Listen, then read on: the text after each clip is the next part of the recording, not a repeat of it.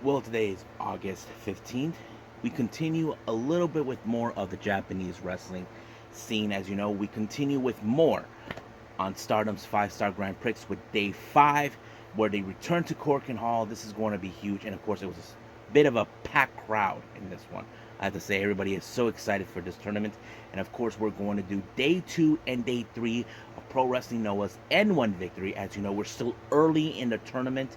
We're going to be seeing what really took place. But also, we cannot forget about AEW Dark Elevation. I'm excited. I hope everybody's excited to see who's going to be making appearances. And of course, we got some news updates that I'm going to be sharing with everybody. What's been going on in the world of pro wrestling. So, let's get ready with another episode of the Leader Wrestle Zone.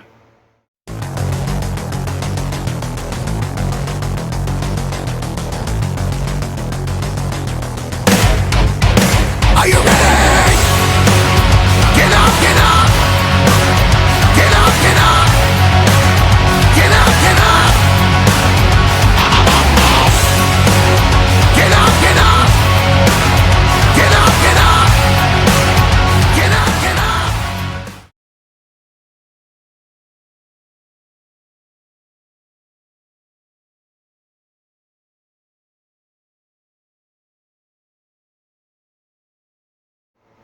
Welcome everybody to the Lead It Wrestle Zone. All things that is pro wrestling with AEW, NXT, New Japan Pro Wrestling, Impact Wrestling, the National Wrestling Alliance, various promotions, wrestlers, matches, and championships.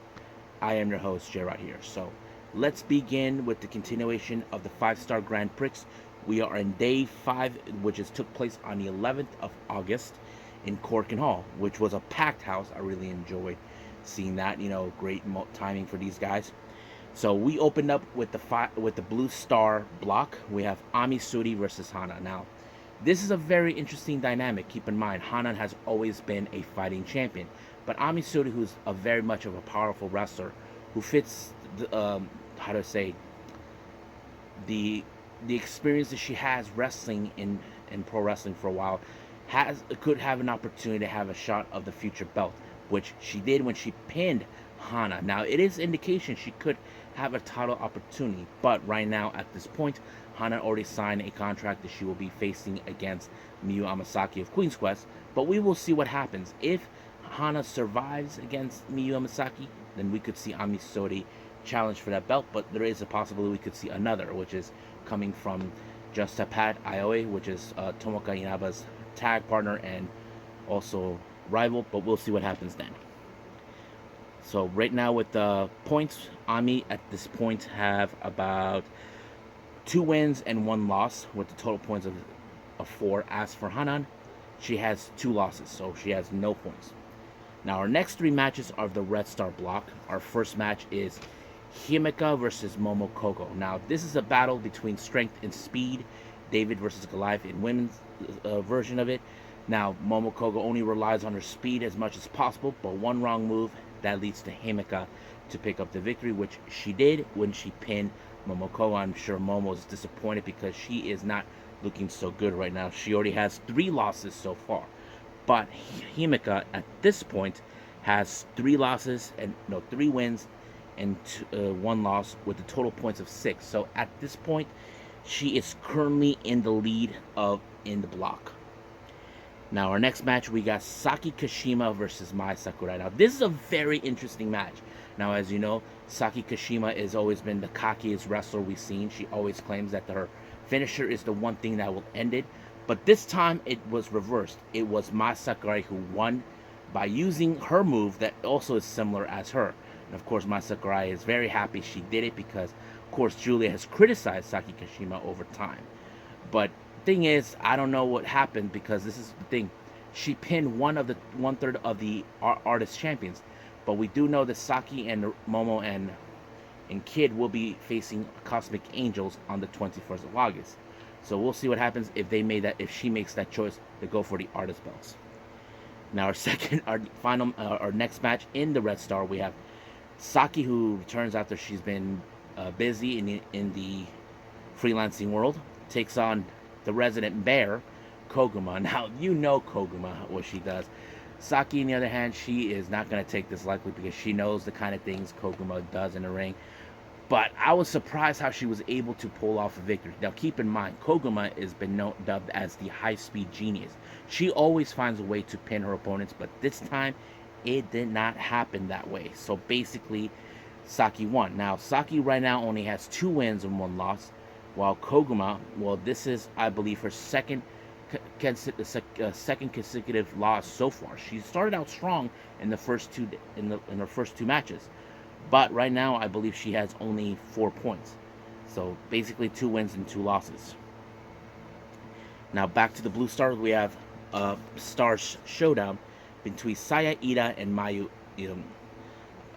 Iwatani. This is a good match. Now this is a friendly match between these two. But however, Saya Ida has always been by the side of Mayu. But this time she wants to prove if she can surpass her. But unfortunately, as we know, Mayu Iwatani is the icon. She is one of the aces of Stardom. It felt like it fell into her favor when she put her in a submission move to win. So basically, Saida has currently she has 3 losses so far. She hasn't won a single match. As for Mayu Iwatani, she only has 1 loss and 2 wins with total points of 4. Now back to the Red Star block. We have Unagi Sayaka versus Suri. Now this is a very interesting match. These 2 ladies have come across each other on various occasions, even so last year. Now, Suri always respected Unagi because she has a fighting spirit, which fits her ways. But however, this is where Unagi has to put herself through the test because she's not just dealing with Suri. She's dealing with the current champion, who she knows it could kick her head off. But unfortunately, Unagi lost the match, but of course Suri gave her the respect she needed. So at this point, I believe Suri has total points of 4 with 2 wins and 1 loss. Unagi, well, right now is not looking good for her. She only has 3 losses. Now our next Red Star block match, we have Tam Nakano versus Azumi. So basically we have 2 Cosmic Angels back to back. I thought this match was very interesting. But however, this is another case where we see the speed of Azumi come into play. But however, this is the first loss so far that Tam Nakano has.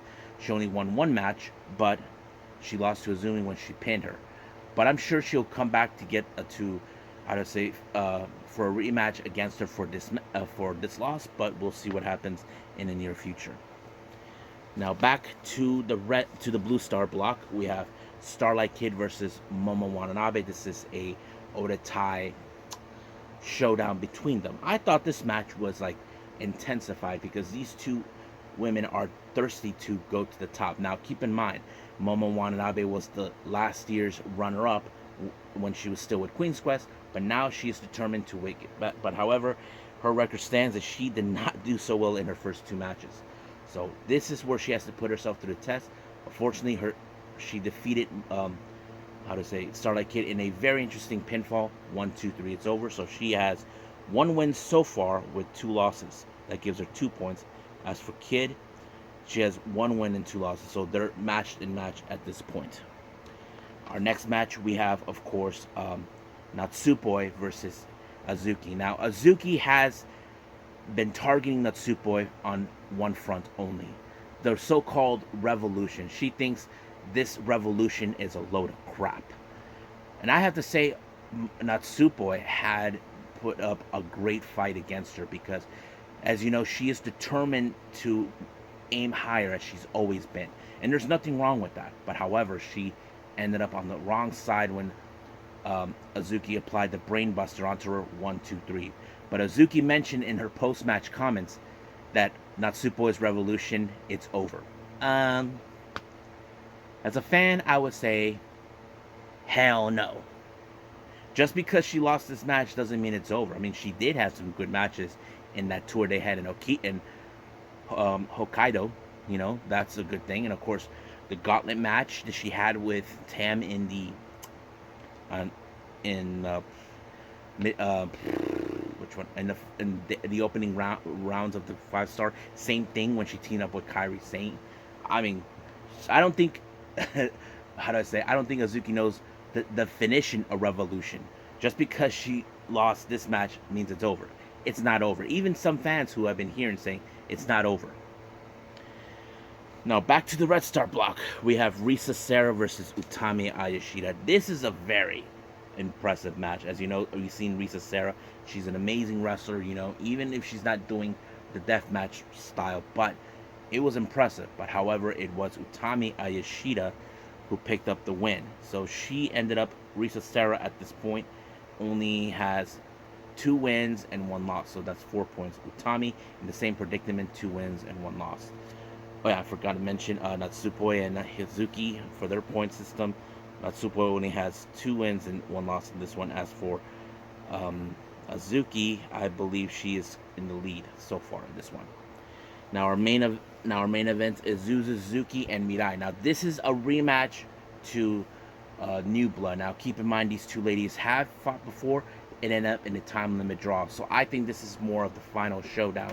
Who will walk out as the victor? Will it be the Cinderella Mirai, or will it be the deathmatch queen Suzuki? Well, I have to say Mirai might have learned her mistakes or picked up certain things from Zuzu that allowed her to put her in a submission. But however, Zuzu could barely hold on. Ref Maid had no other choice but to tell she has to, you know, call it quits, and ended up with. So Mirai ended up with the win by a submission, which not was her usual armbar she normally does, but it was a new one. So far, she picked up a new trick somehow. Now, Mirai, on the other hand, she's currently right now tied with Azuki with 6 points, with 3 wins and 1 loss. As for Zuzu, this is her only match so far, so she hasn't had a win. As you know, she was out for quite some time.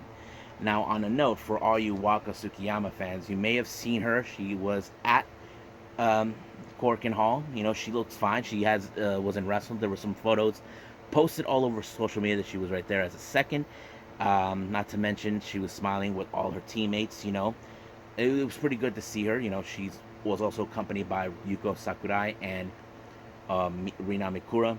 But yeah, I'm happy to see her. I'm sure everybody else too. So as you know, she'll be back soon. But at this moment, let's end it right here and move on with the Day 2 and Day 3 of Pro Wrestling Noah's N-1 victory.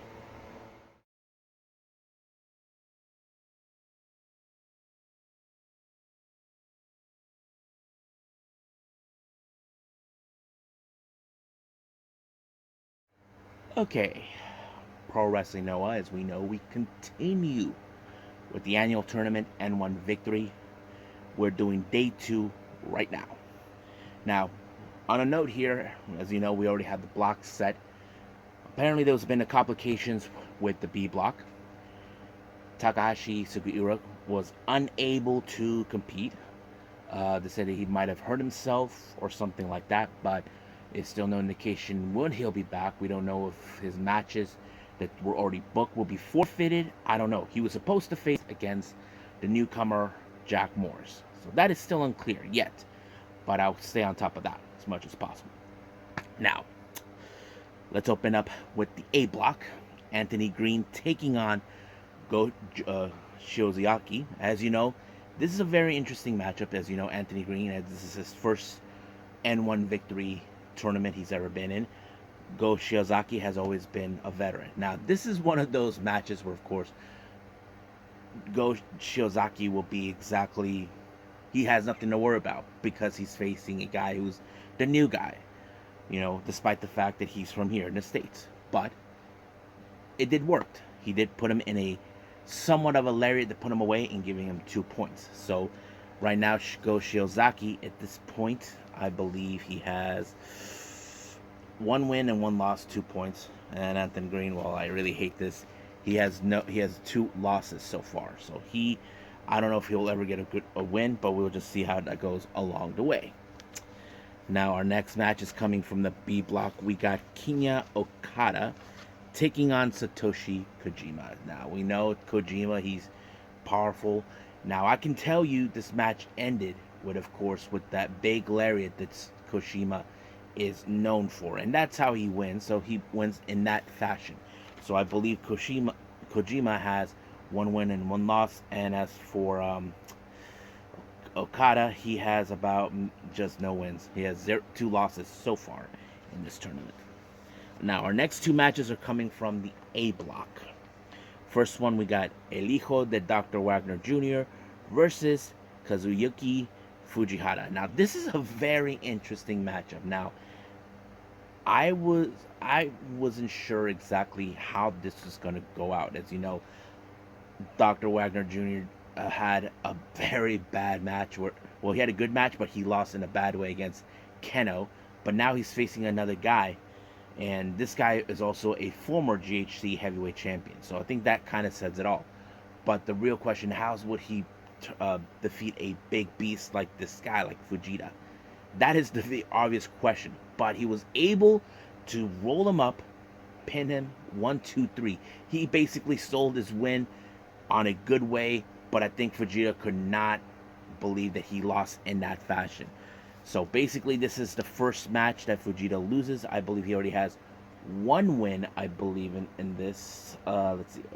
Oh, yeah. He has 1 win and 1 loss. But as for El Hijo Dr. Wagner Jr., he has only 1 win and 1 loss. So he has 2 points. So he's pretty good for himself. Now, it's too early in the whole tournament, but you'll see what I mean. Now, let's continue on with the A block. We got Masaaki Mochizuki taking on the baddest dude on the planet, Keno. Now, if you guys know Keno, he is this tough guy, every two. Don't stand in his way, you all faker wrestlers. That's what he's all about. So he's the one guy I know for a fact. If he wins, he get to pick up his opponent in the future if he wins, since he's the current GHC heavyweight champion. But I have to say there was a lot of striking in this particular match. Both of these wrestlers are strikers. That's what makes it unique. But however, when it comes to Keno, that's ends in a good way for him. So he picked up a good win when he picked up a good strike. 1, 2, 3, and it's over. Keno wins, and I believe he is currently undefeated at this point. Yes, he's undefeated. Just 2 wins with 4 points. And as for Mochizaki, he only has 2 losses. So I don't know how he will do in the rest of the tournament, but we'll just wait and see. Now back to the B block. I believe we have Masa Kiyomiya taking on his former tag team partner and friend, the Supernova Kaito Kiyomiya. Now this is a very interesting matchup because these guys have teamed up before, they've known each other, but the real question is, can any bag of tricks of Kiyomiya will help him? As you know, he did beat Keiji Muto not too long ago, but this is one of those matches it's going to be good. But I did like how Masa was able to show his powerness to Kiyomiya no matter what he tried to do with him. But in the end, he put him in a double submission move where he has his legs locked and then he had grabbed his head. And of course, Kiyomiya had no other choice but to tap. So this gives Masa 2 points, and I believe right now he only has 1 win and 1 loss. As for Kiyomiya, he has 2 losses so far.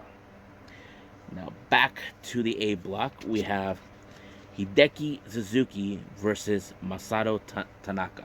Now this is one of those matches I know everybody, including the commentators, mentioned this, that right now everybody's on notice with Suzuki. He's no slouch. This guy, he will put you in a big time submission. This guy is part of that Thatch camp style of wrestling, catch wrestling, where they can put you in a submission in any way possible. I've seen this guy firsthand how he does it, but could he pull it off with a veteran like Tanaka? Well, obvious question. He did when he put him in a somewhat of a crossface, giving him the win. So he made Tanaka tap out, and I believe Hideki at this point, he's much like Keno, he is undefeated. So he has 2 wins with the total points of 4. So he and Keno are currently tied. As for Tanaka, he only has 1 win and 1 loss with 2 points. Now our main event. Who doesn't like a good old Congo fight? As you guys know, these 2 individuals are from the same unit. We're talking about Katsuhiko Nakajima versus Masakatsu Funaki. This is one of those matches. It's gonna be a good one. There's grappling, striking, anything you probably say, but it was a really, really good match. Now, you probably would have said that Nakajima, who is the bit of the younger wrestler taking on a veteran, would win. But don't count out Funaki. This guy, he may look a little more like a veteran, but don't count him out. And I did not anticipate this guy for a bit, because I know how good they can be. Don't forget, Funaki is the current GHC national champion. So that's why it plays out pretty well. But it was Funaki who walked out as a victor when he knocked out Nakajima 1, 2, 3. I did not anticipate that. However, as soon as the match was over, he called out the leader of Congo, Keno. Now, Keno is not in the same block as him, but he does feel like he predicts that he will be meeting with him some point in the finals because they're both in the same blocks. Anything could possible. Now, let's look at Funaki's record, how he has right now. And I believe he is the only one right now in this block who's undefeated. So he has 4 points. So there is the possibility. As for Nakajima, well, this is his first loss so far. He has 1 win and 1 loss. So anything could happen from here on out. So if we do see Funaki versus Keno near the end, that would be another killer match, because don't forget, last year we had Keno versus Nakajima. That was also a classic match. But if does that happen, we definitely would enjoy. So I think that's pretty much it with Pro Wrestling Noah. So let's move on with day 3.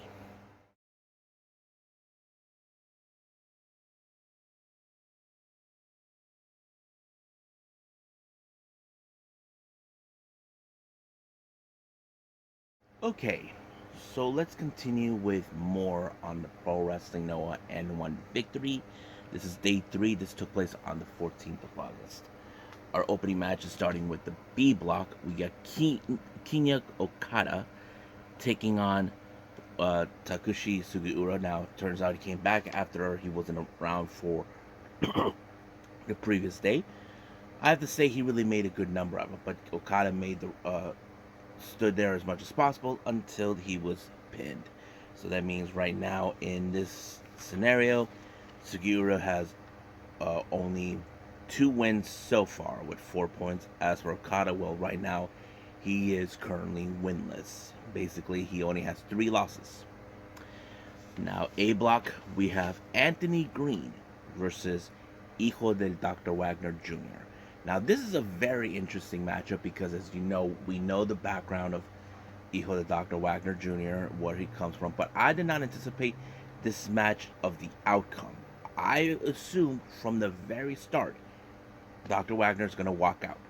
But no, somehow Anthony Green was able to overturn this and pick up a pinfall on Dr. Wagner Jr., and it was over right from there. I did not anticipate that. So he gets his first 2 points, and I believe, yes, he has 2 points with 1 win and 2 losses.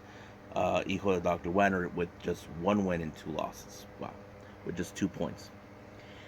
Now back to the B block, we have 2 matches coming from there. The first one is from Masa Kiyomiya taking on Masakatsu Funaki. This is a very interesting matchup because we have a power strength guy, you got a striker guy. That is a very good combination. Now keep in mind, Funaki was undefeated prior to this. It was undefeated. He had 2 successful matches. But I did not anticipate with Masakiyamiya pulling out the psycho, The psycho suplex onto him to pick up the pinfall, 1, 2, 3 to win. So this is Funaki's first win so far. So I believe he has just 2 wins and 1 loss with 4 points. Well, same thing with Masa, 2 wins and 1 loss. So basically, I'm like, wow, that's pretty good. Now, our second one, we have Jack Morris taking on Satoshi Kojima. Now, you probably can guess this match will fall in favor of Kojima. You guessed right. Jack Morris was trying to avoid the lariat, but it was in vain. He actually got lariat. So that gave Kojima his 2 points. I believe right now he has 2 wins and 1 loss with total points of 4. As for Jack Morris, he only has 1 win and 1 loss. So he has 2 points at this point. Now back to the A block, we have Masaaki Mochizuki versus Go Shiozaki. This is another good match because we know these two guys' reputation. We know Mochizuki is from Dragon Gate. I'm like a big fan of that. But also the Go Shiozaki is one of the most top wrestlers in Noah. As you know, he's been the champion before. But I was wondering how this was going to overturn. But it was, of course, much like Kojima, it ended with the lariat as well. So instead of they're calling it the Go Lariat. So that's how it ended. That gave, of course, Go Shiozaki his 2 points. So basically, he has 2 wins and 1 loss. And unfortunately, Mochizuki only has 3 losses, no wins in this tournament. Back to B block, we got Katsuhiko Nakajima versus the Supernova Kaito Kiyomiya. Now, those who know me, I've seen wrestlers who, in fact, look more like they are about to win this one. Now, Nakajima, the dude is a beast. We all can agree if you're Pro Wrestling Noah fans. You guys seen what Nakajima is. This guy can kick hard. He can hit hard. Not to mention put you in a submission. That is one of the key things about Nakajima that I see what an unbelievable wrestler he is. But Kaito Kiyomiya, we know he is talented. We know he has what it takes. But statistically, I would have assumed Nakajima was going to walk out. But no, somehow Kiyomiya wasn't going to give up, even if he knew that Nakajima was going to, devour him, which, of course, it would have, but until Kiyomiya was able to apply a leg lock onto him, and Nakajima had no other choice but to tap out. This was the most surprising upset I've ever seen, because, like I said, I was rooting for Nakajima because he's a beast. But it did not happen that way. So I believe right now, Kiyomiya has his first 2 points. He has 1 win and 2 losses with 2 points. As for Nakajima, I hate to say this is only 1 win and 2 losses. So I would have assumed he would have been the one to go to the top, but no. Now our next match is our main event. Back to the A block, we have Masato Tanaka taking on the GHC heavyweight champion, Keno. Now, this is huge in every way possible. We know Keno. We know he's a very serious dude wrestler, a badass dude that you don't want to cross paths with. But I did not anticipate with Masato Tanaka to pick up the win. So it was a very interesting win by Tanaka, because Keno, he always makes sure that he wins knowing that he doesn't have to deal with that person ever again.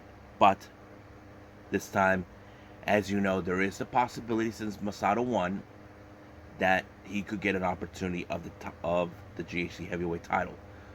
But however, that's yet to be heard until we see a winner right now in the N-1 victory.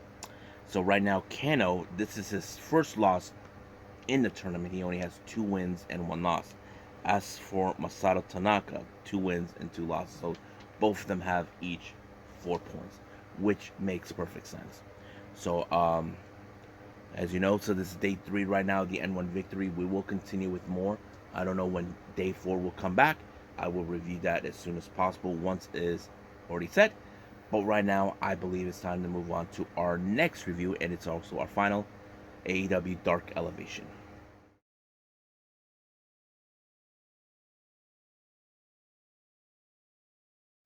Okay, AEW Dark Elevation. Open up with tag team action. First team, we have Josh Woods and Tony Nese, along with that lawyer, Smart Mark Sterling, to take on Travis Titan and Eric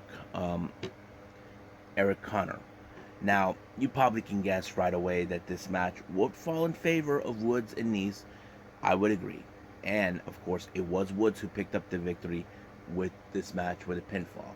Now, we do know that they are a formidable tag team, but however, as you know, they came up short in that street fight match against Swerve and Lee, but we know maybe down the line they probably can get another title shot somewhere. Now our next match is, of course, it's everybody's favorite faction in AEW, the Dark Order. We got Uno, Silver, Ten, and Reynolds to take on Tug Cooper, Drew System, Riley Jackson, and Adam Grace. Now, as you know, they're pretty talented wrestlers, all four members of Dark Order. But what finished this match is, of course, the pendulum, thanks to John Silver, giving Silver the pinfall. 1, 2, 3. It's over. Dark Order 1. Next up, we got the Professor, Serena Deeb, taking on Sierra. Now, this match, as you know, would have been done quicker, but no. As people would say, Serena Deeb was playing with her food, basically trying to taunt her until she finally put her in a Serenity, and she tapped out. Next up, we got Cesar Bononi taking on, of course, this Konosuke Takeshita. Now, you can say Takeshita has this in the bag due to the fact that he has faced bigger opponents in his past. Yes, I have to say this would put him to the test. It took a bit of while for Takeshita to put down Cesar Bononi until he put him in a V-trigger type knee strike, and it was over right from there. Next up, we have Julia Hart versus Free Range Kara. Now, we know that Julia Hart has been very, very dominant recently in her matches, and she, of course, we have seen her display various submission techniques in her opponents, and this one was a little different than we normally see in the past. I don't know if Malachi Black might have taught her a few things. That's the thing that I don't know yet, but it was pretty good. Now, next up, we have Private Party, Isaiah Cassidy, and Mark Quinn taking on Jossie and JDX. This match was interesting, but however, it was the Gin Juice by Private Party that sealed the deal on for them to win the match. Next up, we got the Acclaim, Max Caster and Anthony Bowens to take on Justin Foley and JT Energy. I thought the intro was really awesome the way it came out, but of course the big mic drop was the one thing that sealed the deal for the Acclaim to win. Now our main event, we have, of course, Emi Sakura, Marina Shafir, Nyla Rose, along with Vicky Guerrero and Balinaki to take on Hikaru Shida, Thunderstorm, Thunder Rosa, and Toni Storm. I have to say, the combination of Shida with Thunderstorm is amazing. They should form like an all-female faction. I don't know, it feels right, because you got two of them who are champions, and you got one who could be the next future AEW Women's Champion. I thought it would be good, but I have to say the cohesive with all three of these ladies was impressive, regardless. But it was Toni Storm that picked up the win for her team. It's amazing. I love this combination. So I think that's pretty much it right now. We got with AEW Dark Elevation. I believe it's time to move on into our final thing, is going to be news updates.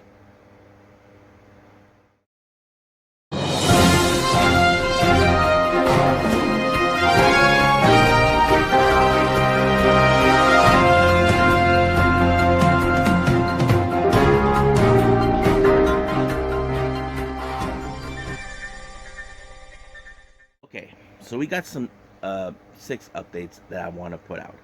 First one, I have to say, this is the most ridiculous one I've ever heard. Now, we all saw what happened this past Friday on SmackDown. Hit Row. That's right, those guys are back. Ashanti D. Adonis, Top Dollar BFAB. Now, we all know where the 4th member is at, He's in AEW. Now, I have to say, we have some crazy but also dumb WWE loyalists who've been drinking too much of the WWE Kool-Aid. This was something that Strickland actually shared with the fans. This crazy, dumb WWE loyalist is saying that WWE needs to bring back Swerve because AEW have been treating him unfairly. What the fudge? What is this guy talking about? last time I checked, he is currently one half of the AEW World Tag Team Champions with Keith Lee. I'm like, what the fudge is this guy talking about?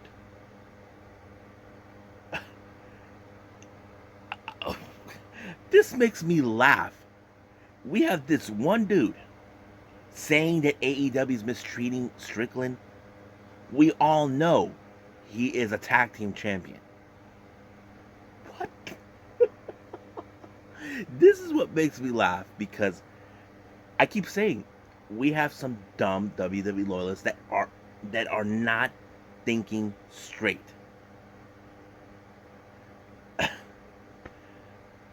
Look, I have to say, people can think what's obvious, but those who are, in my opinion, are in reality. Now, Strickland, we know that he is good. We know he AEW value his talent, what he can do. That's the reason he got signed. There's no doubt about that. But for someone to go out saying that AEW has been mistreating him, hello, he's a champion. Yeah. Anyway, moving on. Now, as you know, in recent times I have talked about Garden State Pro Wrestling, that they have been making waves recently, announcing for their upcoming event. We have one coming up next month called Dynasty Clash. Recently, I did announce that we're going to have Jungle Kiona making her appearance. However, looks like her handler, Sumi Sakai, will also be making her debut in this promotion. As you all know, this could be the final year for Sumi Sakai being as a wrestler. She announced it not a while back, but yeah, I'm excited for this. I can't wait to see this one. Now, Deadlock Pro Wrestling has announced for a very interesting tag team match for their upcoming event, also in next month, Victory Lap. We're going to have Andrew Everett and Jack Evans teaming up, taking on the team coming from Dragon Gate. Yes, folks, you heard me well. Dragon Gate wrestlers, mostly from Z-Brats. We have SB Kento and Shun Skywalker. Now, keep in mind, I've been aware that Shun Skywalker is going to be in the States. But SB Kento, same thing. He was also announced to go to Prestige Wrestling. So it would make sense for wrestling promotions to book these guys. It's a great opportunity for fans to get to know these Japanese wrestlers. Now, moving on. Now, Wrestling Revolver announced for their Sunday Fun Bay. I'm not going to make fun of this, but you guys I'm going to reserve that judgment to you guys. Havoc is nowhere to be found. Nobody knows where she is. So they replaced her with Jessica. Yeah. It's kind of weird, but it was on the Wrestling Revolver Twitter page, so check that out. I just, yeah.